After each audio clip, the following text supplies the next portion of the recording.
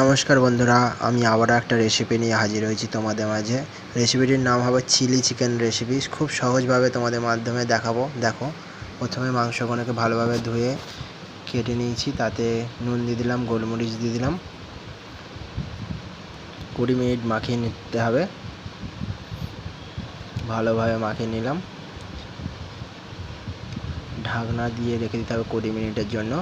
তারপরে কর্নফ্লাওয়ার,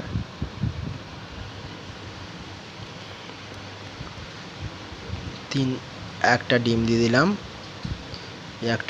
দিলাম। দুটো ডিম। ভালোভাবে কর্নফ্লাওয়ার আর ডিম একসাথে মাখিয়ে নিতে হবে। ভালোভাবে মাখিয়ে নেবে। মাংসের গায়ে যেন প্রতিটা কর্নফ্লাওয়ার আর ডিম যেন লেগে থাকে ভালোভাবে, কেননা কর্নফ্লাওয়ার না ডালা ডালা হয়ে থাকে, পুরো ক্রিম ভাব যেন আসে। তার জন্য আবার 10 মিনিট ঢেকে রাখলাম।